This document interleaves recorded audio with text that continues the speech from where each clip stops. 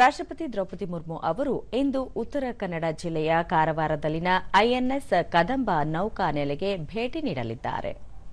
ನಿನ್ನೆ ಗೋವಾಗೆ ಆಗಮಿಸಿದ ರಾಷ್ಟ್ರಪತಿ ಅವರನ್ನು ಗೋವಾದ ರಾಜ್ಯಪಾಲ ಪುಷ್ಪಪತಿ ಅಶೋಕ್ ಗಜಪತಿ ರಾಜು, ಮುಖ್ಯಮಂತ್ರಿ ಪ್ರಮೋದ್ ಸಾವಂತ್ ಸೇರಿದಂತೆ ಹಲವು ಗಣ್ಯರು ಸ್ವಾಗತಿಸಿದರು. ನಿನ್ನೆ ರಾತ್ರಿ ಗೋವಾದಲ್ಲೇ ವಾಸ್ತವ್ಯ ಹೂಡಿದ್ದ ರಾಷ್ಟ್ರಪತಿ ಅವರು ಇಂದು ಬೆಳಗ್ಗೆ ಸೇನಾ ಹೆಲಿಕಾಪ್ಟರ್ನಲ್ಲಿ ಕಾರವಾರಕ್ಕೆ ಆಗಮಿಸಲಿದ್ದಾರೆ. ಈ ವೇಳೆ ರಾಷ್ಟ್ರಪತಿ ಅವರನ್ನು ರಾಜ್ಯಪಾಲ ಥಾವರ್ಚಂದ್ ಗೆಹ್ಲೋಟ್ ಮತ್ತು ರಾಜ್ಯ ಸಚಿವರು ಸ್ವಾಗತಿಸಲಿದ್ದಾರೆ. ನೌಕಾನೆಲೆಯಲ್ಲಿ ದ್ರೌಪದಿ ಮುರ್ಮು ಅವರು ಜಲಾಂತರ್ಗಾಮಿ ನೌಕೆಯಲ್ಲಿ ಸಂಚಾರ ನಡೆಸಲಿದ್ದಾರೆ. 2006ರಲ್ಲಿ ವಿಶಾಖಪಟ್ಟಣಂನಲ್ಲಿ ಆಗಿನ ರಾಷ್ಟ್ರಪತಿ ಎಪಿಜೆ ಅಬ್ದುಲ್ ಕಲಾಂ ನೌಕಾನೆಲೆಯ ಜಲಾಂತರ್ಗಾಮಿ ನೌಕೆಯಲ್ಲಿ ಸಂಚಾರ ಮಾಡಿದ್ದರು. ದ್ರೌಪದಿ ಮುರ್ಮು ಅವರು ಜಲಾಂತರ್ಗಾಮಿಯಲ್ಲಿ ಸಂಚರಿಸುವ ಎರಡನೇ ರಾಷ್ಟ್ರಪತಿ ಎಂದು ಗುರುತಿಸಿಕೊಳ್ಳಲಿದ್ದಾರೆ.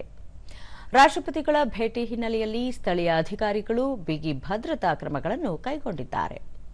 ಕಾರವಾರದಿಂದ ಮಜಲಿವರೆಗಿನ ಕರಾವಳಿ ತೀರದಲ್ಲಿ 18 ಕಿಲೋಮೀಟರ್ ಉದ್ದಕ್ಕೂ ಮೀನುಗಾರಿಕೆಗೆ ನಿರ್ಬಂಧಿಸಲಾಗಿದೆ.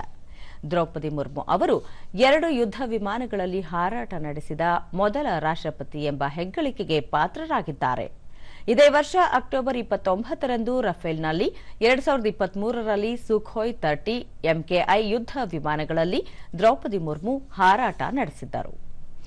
ನಾಳೆ 29ರಂದು ರಾಷ್ಟ್ರಪತಿ ದ್ರೌಪದಿ ಮುರ್ಮು ಜಾರ್ಖಂಡ್ನ ಜಮ್ಶೆಡ್ಪುರದಲ್ಲಿ ವಲ್ಚಿಕಿ ಲಿಪಿಯ ಶತಮಾನೋತ್ಸವ ಸಮಾರಂಭದಲ್ಲಿ ಪಾಲ್ಗೊಳ್ಳಲಿದ್ದಾರೆ.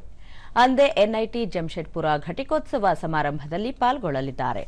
ಡಿಸೆಂಬರ್ 30ರಂದು ಜಾರ್ಖಂಡ್ನ ಗುಮ್ಲಾದಲ್ಲಿ ನಡೆಯುವ ಅಂತಾರಾಜ್ಯ ಜನ ಸಾಂಸ್ಕೃತಿಕ ಸಮಾರೋಪ ಕಾರ್ತಿಕ್ ಯಾತ್ರೆಯಲ್ಲೂ ಸಹ ಪಾಲ್ಗೊಳ್ಳಲಿದ್ದಾರೆ.